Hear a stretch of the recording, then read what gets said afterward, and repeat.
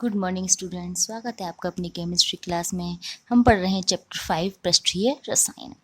पहली दो वीडियोस में हम देख चुके हैं कि अधिशोषण क्या होता है और अधिशोषण को कौन कौन से कारक प्रभावित करते हैं, ठीक है ना, और अधिशोषण के क्या क्या उपयोग थे। ठीक है, अब इस वीडियो में हम पढ़ेंगे उत्प्रेरण के बारे में कि उत्प्रेरण एवं उत्प्रेरक क्या होते हैं, ये इनके क्या गुण हैं, ठीक है, और ये किस तरीके से या किस सिद्धांत के आधार पर किसी अभिक्रिया के वेग को बढ़ा देते हैं। ठीक है, उत्प्रेरण और उत्प्रेरक कितने प्रकार से वर्गीकृत किए गए हैं, यानी हम 100% उत्प्रेरण के बारे में सीखेंगे कि उत्प्रेरण है क्या चीज़। ठीक है ना, तो देखिए उत्प्रेरण शब्द जो आया है वो उत्प्रेरक से आया है। उत्प्रेरक का मतलब क्या होता है? उत्प्रेरक का मतलब हम जानते हैं कि वे पदार्थ जो किसी रासायनिक अभिक्रिया के वेग को परिवर्तित कर दें और खुद अपरिवर्तित ना हो, यानी कि रासायनिक अभिक्रिया में भाग ना लें। जैसे बहुत पढ़ा है हमने एग्जाम्पल कि जब नाइट्रोजन और हाइड्रोजन 1:3 के अनुपात में अभिक्रिया करते हैं तो अमोनिया बनाते हैं, लेकिन इसमें उत्प्रेरक के रूप में Fe का उपयोग किया जाता है और उत्प्रेरक वर्धक के रूप में MO यानी कि मोलिब्डेनम का उपयोग किया जाता है। तो उत्प्रेरक वर्धक की बात हम बाद में करेंगे, पहले अपन बात करते हैं उत्प्रेरक के बारे में। ये उत्प्रेरक क्या है? उत्प्रेरक का मतलब हम साधारण रूप से ये मानते हैं कि वे पदार्थ, वे रासायनिक पदार्थ जो किसी अभिक्रिया के वेग को बढ़ा देते हैं।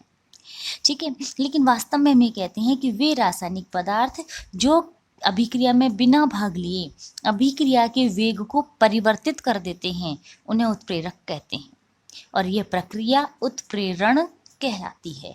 इसके बारे में सबसे पहले बताया था वर्जीलियस ने। सर्वप्रथम 1835 में वर्जीलियस ने उत्प्रेरक पद का सुझाव दिया था और उनके अनुसार किसी रासायनिक अभिक्रिया में स्वयं अपरिवर्तित रहकर अभिक्रिया के वेग को परिवर्तित कर देना उत्प्रेरण कहलाता है और वह पदार्थ उत्प्रेरक कहलाता है। क्लियर कि उत्प्रेरक जो होगा वो रासायनिक अभिक्रिया के वेग को परिवर्तित करेगा लेकिन खुद भाग नहीं लेगा। ठीक है, और अभिक्रिया में लास्ट में ऐसे के ऐसे ही बच जाता है। ठीक है ना। अब उत्प्रेरण के प्रकार, हम पहले उत्प्रेरण के प्रकार देखते हैं उनकी अभिकारकों और उत्प्रेरकों की भौतिक अवस्थाओं के आधार पर। ठीक है ना, तो भौतिक अवस्थाओं के आधार पर उत्प्रेरण दो प्रकार का है, समांगी और विषमांगी। समांगी का मतलब होता है जिसमें अभिकारक, उत्पाद और उत्प्रेरक सभी समान भौतिक अवस्था के होते हैं, यानी कि तीनों ही चीज़ें या तो गैसीय हों या विलयन रूप में हो, यानी द्रव हो या फिर ठोस हो। ठीक है ना, तो ऐसा उत्प्रेरण समांगी उत्प्रेरण कहलाता है और ऐसे उत्प्रेरक को समांगी उत्प्रेरक कहते हैं। ठीक है, जैसे देखिए example, SO2 gas O2 gas से अभिक्रिया करती है जिसमें उत्प्रेरक के रूप में लेते हैं हम NO gas, nitric oxide gas, और उत्पाद के रूप में बनती है सल्फर ट्राईऑक्साइड गैस। सभी गैसीय हैं। ठीक है, इसी तरीके से एस्टर का जल अपघटन करवाते हैं हम अम्लीय माध्यम में। एस्टर ये लिक्विड होता है, द्रव फेज में पाया जाता है। H2O ये भी द्रव होता है और उत्प्रेरक के रूप में लिया है हमने H2SO4 या HCl अम्ल, ये अम्ल भी द्रव रूप में होते हैं। और बनने वाले जो उत्पाद हैं एसिटिक अम्ल और एथिल एल्कोहल, ये भी द्रव रूप में पाए जाते हैं। तो यहाँ सभी अभिकारकों, उत्पादों और उत्प्रेरक की भौतिक अवस्थाएं समान हैं, इसीलिए ये समांगी उत्प्रेरण का उदाहरण है। ठीक है ना, समांगी उत्प्रेरण मतलब जिसमें अभिकारक, उत्पाद और उत्प्रेरक समान भौतिक अवस्था में पाए जाते हैं। ठीक है, यानी कि या तो सभी गैस होंगे या सभी द्रव होंगे या सभी ठोस होंगे। अब विषमांगी उत्प्रेरण, विषमांगी उत्प्रेरण का जो सम नहीं हो, इसका मतलब क्या हुआ, जहाँ अभिकारक, उत्पाद और उत्प्रेरक समान भौतिक अवस्था में नहीं होते। ठीक है ना, जब अभिकारक, उत्पाद और अभिकारक भिन्न भिन्न भौतिक अवस्था में हो, यानी कि समान भौतिक अवस्था में नहीं हो, तो उसे विषमांगी उत्प्रेरण कहते हैं और यह वे उत्प्रेरक विषमांगी उत्प्रेरक कहलाते हैं। जैसे देखिए 4 एग्जाम्पल दिए मैंने यहाँ। N2 और H2 गैसें हैं, ये Fe ये ठोस है, लौह चूर्ण है, ठोस की उपस्थिति में अमोनिया गैस बनाती हैं, तो ये तो अभिकारक गैस ही हैं और उत्प्रेरक ठोस हो गया, विषमांगी अवस्था हो गई। यहाँ देखें SO2 गैस और O2 गैस, जब V2O5 या पीटी भी हो सकता है, प्लेटिनम ये भी सॉलिड है, की उपस्थिति में ऑक्सीकृत होते हैं तो SO3 गैस बनती है। तो ये अभिकारक उत्पाद तो गैस है लेकिन उत्प्रेरक ठोस है। इसी प्रकार यहाँ देखिए वनस्पति तेल का हाइड्रोजनीकरण जिससे वनस्पति घी बनता है। वनस्पति तेल लिक्विड है, द्रव है, H2 गैस है लेकिन उत्प्रेरक रेनिकल ठोस होता है, तो इनकी भौतिक अवस्थाएं अलग अलग हो गई, इसलिए विषमांगी सब उत्प्रेरण में चला गया। यहाँ देखिए अमोनिया गैस का ऑक्सीकरण होता है O2 गैस के द्वारा प्लेटिनम की उपस्थिति में, तो NO2 गैस और जल बनते हैं। यहाँ भी देखिए ये गैसीय अवस्था में है, ये ठोस है, या गैस और द्रव बन रहे हैं, यानी सभी पदार्थ एक ही भौतिक अवस्था की नहीं है, तो ये सभी कहलाता है विषमांगी उत्प्रेरण। ठीक है ना, क्लियर ये चीज। समांगी उत्प्रेरण का मतलब क्या होगा, जिसमें अभिकारक, उत्पाद और उत्प्रेरक सभी की भौतिक अवस्थाएं समान होती हैं। ठीक है, लेकिन विषमांगी उत्प्रेरण का मतलब क्या होगा, जिसमें अभिकारक, उत्पाद और उत्प्रेरक उनकी भौतिक अवस्थाएं समान नहीं होती, अर्थात भिन्न भिन्न होती हैं। क्लियर। उत्प्रेरण के वर्गीकरण के बाद अब हम करते हैं उत्प्रेरकों का वर्गीकरण। और उत्प्रेरकों का जो वर्गीकरण हम कर रहे हैं वो दो आधारों पर किया गया है। पहला आधार हमने लिया है अभिक्रिया के वेग में परिवर्तन के आधार पर। ठीक है ना, यानी कि हमने आप देखा सबसे पहले कि उत्प्रेरक का मतलब होता है वे रासायनिक पदार्थ जो अभिक्रिया के वेग को परिवर्तित कर देते हैं। और ये परिवर्तन दो प्रकार का हो सकता है, या तो अभिक्रिया का वेग बढ़ेगा या घटेगा। ठीक है ना, तो यदि उत्प्रेरक द्वारा अभिक्रिया के वेग को बढ़ाया गया है तो उसे हम धनात्मक उत्प्रेरक कहते हैं, लेकिन अगर अभिक्रिया के वेग को घटाया गया है तो उसे हम ऋणात्मक उत्प्रेरक कहते हैं। ठीक है ना, तो धनात्मक उत्प्रेरक का मतलब क्या हो गया, वे पदार्थ जो अभिक्रिया के वेग में वृद्धि कर देते हैं धनात्मक उत्प्रेरक कहलाते हैं, तथा इस प्रक्रिया को धनात्मक उत्प्रेरण कहते हैं। जैसे देखिए एग्जाम्पल, KClO3 यानी पोटेशियम क्लोरेट जो ठोस अवस्था में है, ठीक है, इसका MnO2 की उपस्थिति में जब उत्प्रेरण किया गया तो यह KCl और O2 में परिवर्तित हो गया, अपघटित हो गया, यानी इस MnO2 ने इस अभिक्रिया के वेग को बढ़ा दिया। ऐसी प्लेटिनम की उपस्थिति में H2O2 का अपघटन कई गुना बढ़ जाता है। इसी प्रकार HCl और O2 मिलकर जब Cl2 गैस बनाते हैं, ये डीकन विधि है, तो इसमें उत्प्रेरक के रूप में Cl2 लेते हैं जो इस अभिक्रिया के वेग को कई गुना बढ़ा देता है। इसी प्रकार मेथेनॉल के निर्माण में जब कार्बन मोनोऑक्साइड और H2 गैस अभिक्रिया करते हैं तो उत्प्रेरक के रूप में ZNO और Cr2O3 यानी क्रोमिक ऑक्साइड काम में लिया जाता है। इन दोनों की उपस्थिति में अभिक्रिया बहुत ही तीव्र वेग से संपन्न होती है। तो इन सभी अभिक्रियाओं में ये उत्प्रेरक इन विशिष्ट अभिक्रियाओं के वेग को बढ़ा देते हैं, इसीलिए ये धनात्मक उत्प्रेरक कहलाते हैं। ऋणात्मक उत्प्रेरण, वे पदार्थ जो अभिक्रिया के वेग को कम कर देते हैं ऋणात्मक उत्प्रेरक कहलाते हैं, और इस प्रक्रिया को ऋणात्मक उत्प्रेरण कहते हैं। जैसे एस्टर का जल अपघटन एल्कोहल की उपस्थिति में कम हो जाता है। ठीक है ना, तो यहाँ एल्कोहल क्या हो गया, ऋणात्मक उत्प्रेरक। उसी प्रकार सोडियम सल्फाइड का जल अपघटन भी एल्कोहल की उपस्थिति में कम हो जाता है, तो इस अभिक्रिया में भी एल्कोहल क्या हो गया, ऋणात्मक उत्प्रेरक। H2O2 का अपघटन ग्लिसरीन की उपस्थिति में कम हो जाता है। ठीक है ना, H2O2 का अपघटन PT की उपस्थिति में बढ़ रहा था, तो PT तो था धनात्मक उत्प्रेरक, लेकिन ग्लिसरीन इसकी अपघटन को घटा रहा है, तो ग्लिसरीन हो गया ऋणात्मक उत्प्रेरक। बेंजल्डिहाइड का ऑक्सीकरण डाइफेनिलएमिड की उपस्थिति में कम हो जाता है, इसका मतलब ये भी एक ऋणात्मक उत्प्रेरक के रूप में प्रयुक्त होने वाला पदार्थ है। ठीक है, बहुत इंपॉर्टेंट चीज कि TEL जिसे हम कहते हैं टेट्रा एथिल लेड, इसका उपयोग अपस्फोटन रोधी के रूप में किया जाता है पेट्रोल में मिलाकर। तो वहाँ ये क्या करता है, ऋणात्मक उत्प्रेरक का कार्य करता है, यानी अपस्फोटन को रोकता है, रोक रहा है, मंद कर रहा है अभिक्रिया को, यानी वहाँ पर भी ये ऋणात्मक उत्प्रेरक के रूप में प्रयुक्त किया जाता है। ठीक है ना, क्लियर। तो उत्प्रेरक दो प्रकार के हो गए, धनात्मक उत्प्रेरक और ऋणात्मक उत्प्रेरक। धनात्मक उत्प्रेरक जो अभिक्रिया के वेग को बढ़ाते हैं, और ऋणात्मक उत्प्रेरक जो अभिक्रिया के वेग को कम कर देते हैं। क्लियर। दूसरा वर्गीकरण हम देखते हैं उत्प्रेरकों का कि उनकी प्रवृत्ति के आधार पर। प्रवृत्ति का मतलब है कि उत्प्रेरण वो खुद ही कर रहे हैं, अपनी मर्जी से स्वतः हैं, या किसी को देखकर या किसी की प्रेरणा से उत्प्रेरण किया जा रहा है। तो स्वतः उत्प्रेरक, स्वतः का मतलब ऑटो, खुद, वे पदार्थ जो अभिक्रिया में उत्पाद के रूप में बनते हैं और वो उत्पाद के रूप में बनते ही खुद अभिक्रिया का उत्प्रेरण भी करने लगते हैं, उन्हें हम स्वतः उत्प्रेरक कहते हैं।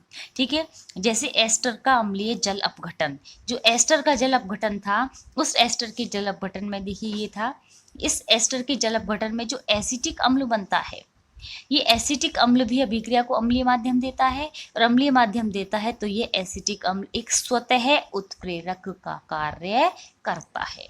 ठीक है ना, तो स्वतः उत्प्रेरक हो गया। इसी तरीके से पोटेशियम क्लोरेट यानी कि KClO3 का जब ताप अपघटन करते हैं MnO2 की उपस्थिति में तो KCl बनता है। ये KCl वहाँ स्वतः उत्प्रेरक का कार्य करता है। देखिए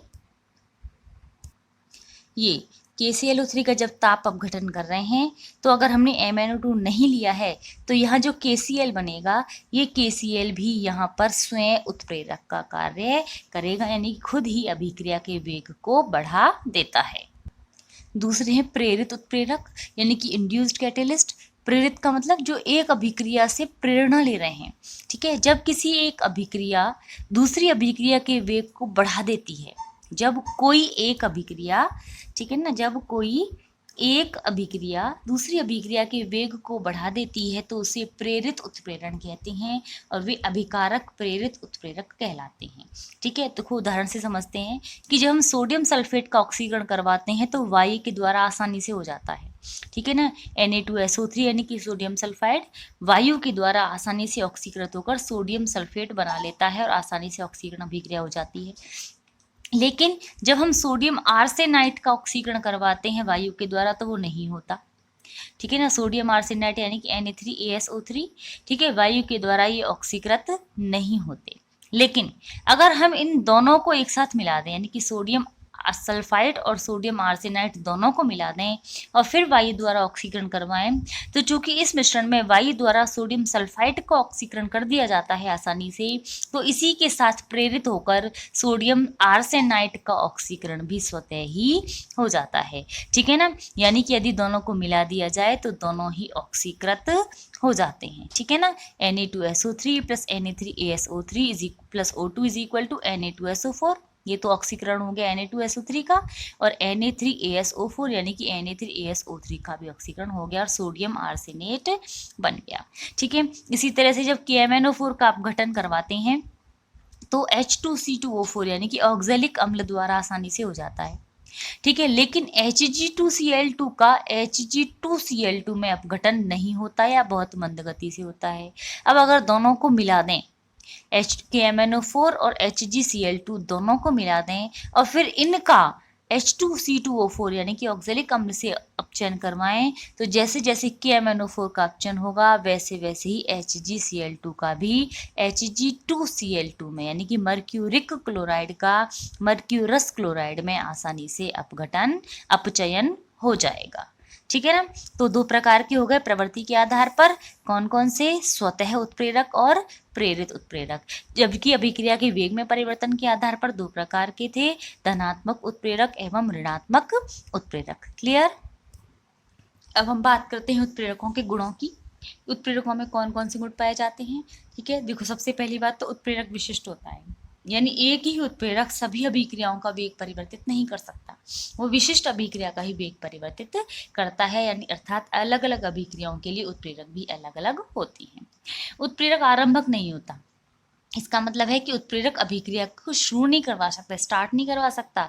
एक बार स्टार्ट होने के बाद या अभिक्रिया की शुरुआत होने के बाद उसका वेग बढ़ा सकता है, लेकिन इसको आरंभ नहीं कर सकता, इसका मतलब वो आरंभक नहीं होता। उत्प्रेरक दाब से प्रभावित होता है। उच्च दाब पर उत्प्रेरक की क्रियाशीलता बढ़ जाती है, क्योंकि उच्च दाब पर अधिशोषण की मात्रा बढ़ जाती है। ठीक है ना, उत्प्रेरक अभिक्रिया को नया पथ प्रदान करता है। ये हम लास्ट चैप्टर में पढ़ चुके हैं कि उत्प्रेरक द्वारा अभिक्रिया को एक नया पथ प्रदान किया जाता है, जिसमें सक्रियण ऊर्जा का मान बहुत कम हो जाता है, और सक्रियण ऊर्जा का मान कम हो जाने के कारण अभिक्रिया आसानी से अग्रसर हो जाती है, यानी अभिक्रिया का वेग कई गुना तक बढ़ जाता है। ठीक है ना, उत्प्रेरक सूक्ष्म मात्रिक होता है।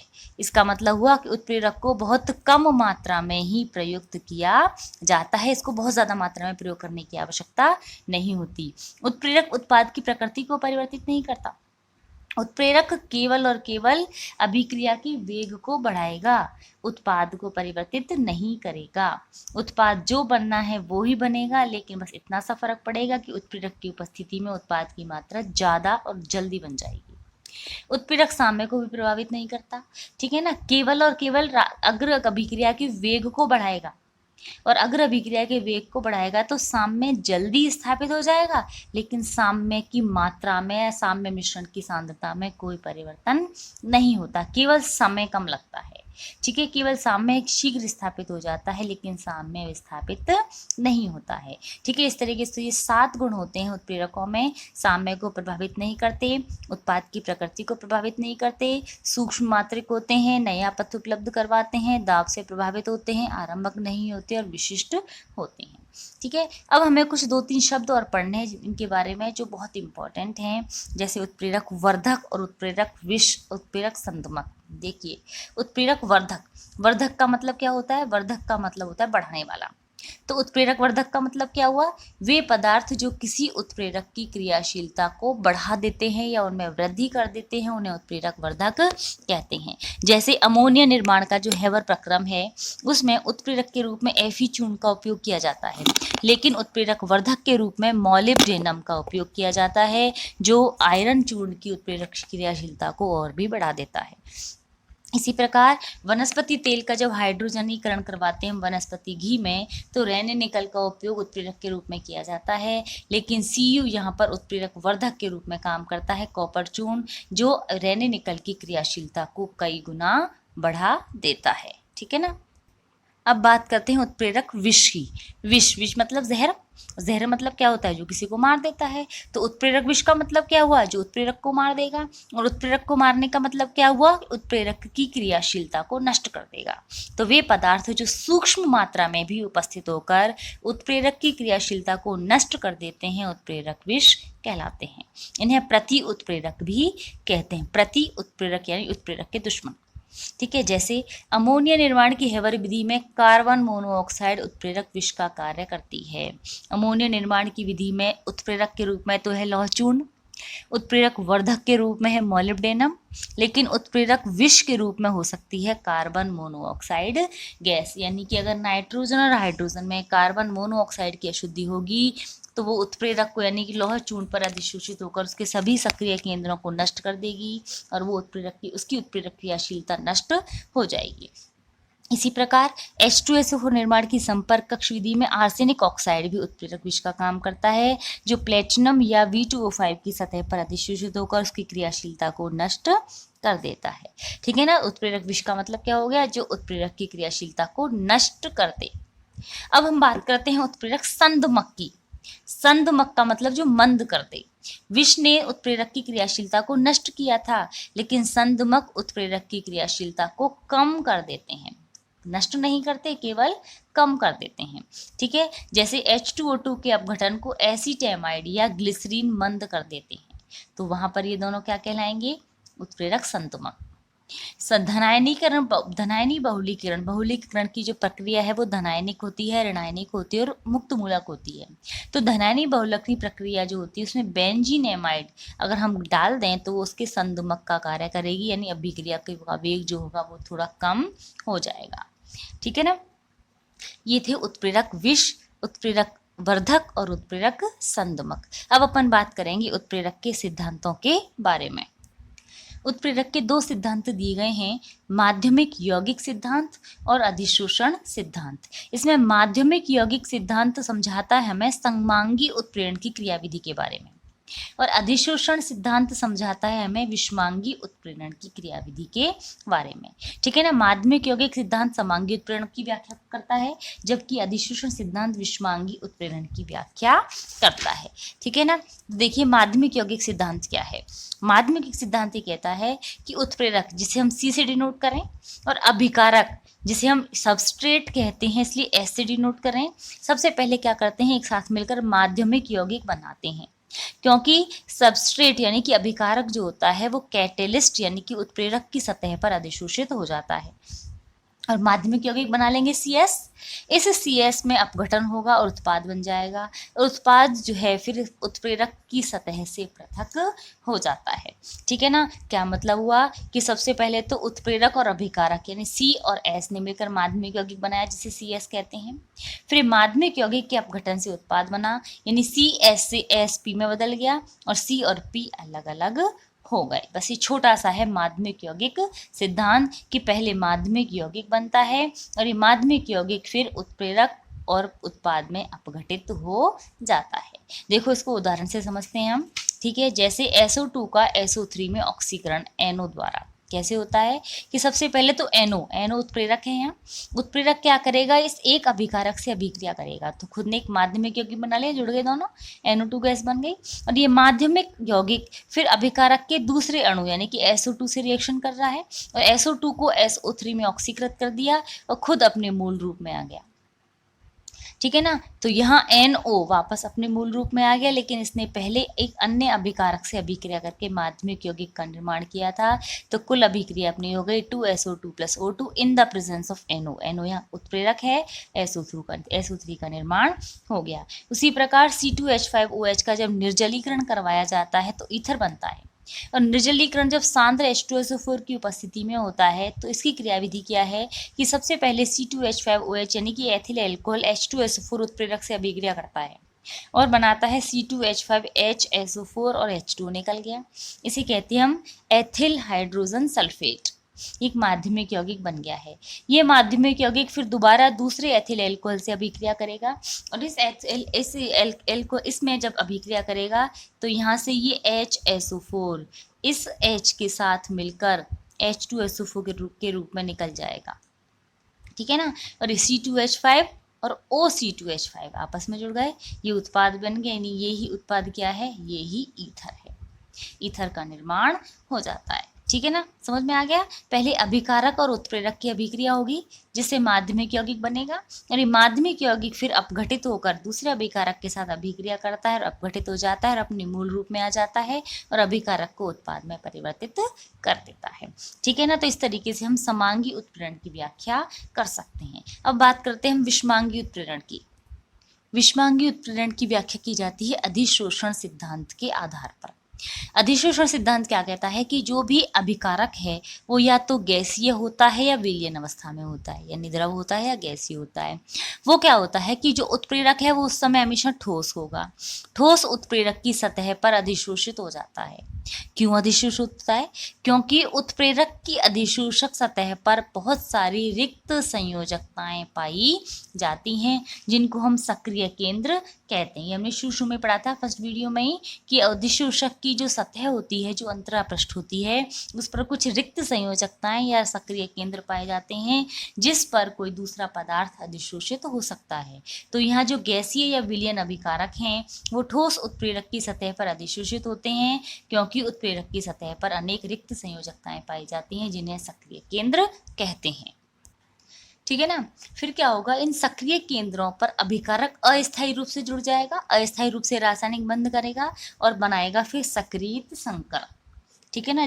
जैसे हमने लास्ट चैप्टर में पढ़ी थी संक्रमण अवस्था, बिल्कुल उसी तरीके से यहाँ पर बनता है सक्रियत संकर जो अत्यंत उच्च ऊर्जा वाला होता है। जैसे संक्रमण अवस्था ट्रांजिशन स्टेट थी बहुत उच्च ऊर्जा वाली थी, संक्रमण अवस्था सिद्धांत में पढ़ा था हमने, बिल्कुल उसी तरह से ये जो सक्रियत संकर बनता है वो अत्यंत उच्च ऊर्जा वाला होता है, इसीलिए अस्थायी भी होता है, ठीक है ना। अस्थायी है तो स्थायी होने के लिए क्या करेगा, अपघटन करेगा।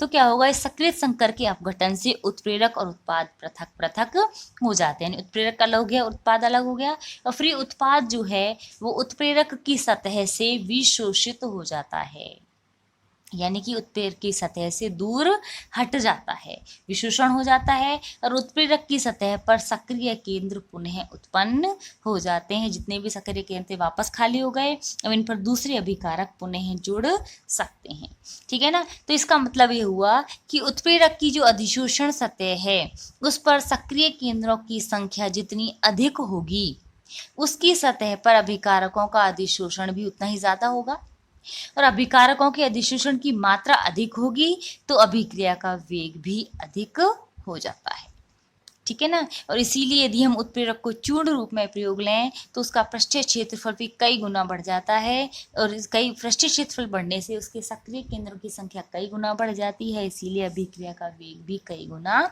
बढ़ जाता है। जैसे छोटे उदाहरण से लें, मान लीजिए हमने निकिल का उपयोग किया है क्रिस्टल के रूप में। मान लीजिए जिस क्रिस्टल का उपयोग किया उसमें 9 परमाणु आपस में जुड़े हुए थे, तो अंदर वाली जो संयोजकता है वो तो सब बिजी हैं, व्यस्त हैं, संतुष्ट हैं, लेकिन जो किनारे वाले निकिल परमाणु हैं उनकी ये जो संयोजकताएं हैं वो रिक्त हैं, यानी असंतुष्ट हैं। इन असंतुष्ट संयोजकताओं पर कोई भी अभिकारक अणु जुड़ सकता है। तो यहाँ देखें, ये जो 9 Ni परमाणुओं का जो क्रिस्टल हमने बनाया है, इसमें कुल मिलाकर 12 संयोजकताएं अधूरी हैं, 12 सक्रिय केंद्र हो गए, ठीक है। लेकिन अगर इसको हम चूर्णन कर दें, इसका बारीक पाउडर बना दें और सभी परमाणुओं को अलग अलग कर दें, तो 9 के 9 Ni अलग हो जाएंगी। और जब 9 के 9 Ni अलग अलग हो जाएंगी निकिल परमाणु, तो हर निकिल की 4 संयोजकताएं अधूरी हो जाएंगी। तो 9 निकिल परमाणुओं की 9 × 4 यानी कि 36 संयोजकताएं अधूरी हो जाएंगी, यानी सक्रिय केंद्रों की संख्या पहले से 3 गुना बढ़ गई। पहले 12 थे, अब 36 हो गए। इसका मतलब ये हुआ कि चूर्णीकरण करने पर सक्रिय केंद्रों की संख्या बढ़ जाती है, इसीलिए उत्प्रेरक की क्रियाशीलता में भी कई गुना वृद्धि हो जाती है, ठीक है। जैसे एक बहुत इंपॉर्टेंट क्वेश्चन है, ज़ीग्लर नाटा उत्प्रेरक क्या है, बहुत पूछे जाने वाला क्वेश्चन है ये।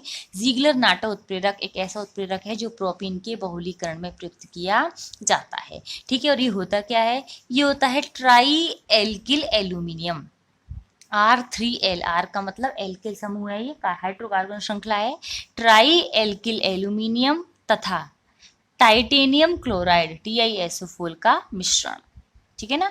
ट्राई एल्किल एल्यूमिनियम और टाइटेनियम क्लोराइड के मिश्रण को ही ज़ीग्लर नाटा उत्प्रेरक कहते हैं, जो प्रोपीन के बहुलीकरण से पॉलीप्रोपीन का निर्माण करता है। यहाँ पर क्या बनेगा, पॉलीप्रोपीन का निर्माण हो जाएगा, ठीक है ना। तो यहाँ पर ये जो ज़ीग्लर नाटा उत्प्रेरक है, इसका भी पृष्ठीय क्षेत्रफल बहुत उच्च होता है, इसीलिए इसकी उत्प्रेरक क्रियाशीलता भी बहुत उच्च होती है, ठीक है। तो इस तरीके से अब हम समझ गए होंगे कि उत्प्रेरक क्या होते हैं, कितने प्रकार के होते हैं, उत्प्रेरण क्या होते हैं, कितने प्रकार के होते हैं, उत्प्रेरक में कौन कौन से गुण होते हैं, और समांगी और विषमांगी उत्प्रेरण के माध्यमिक यौगिक सिद्धांत और अधिशोषण सिद्धांत को भी हम अब समझ चुके होंगे। Thank you.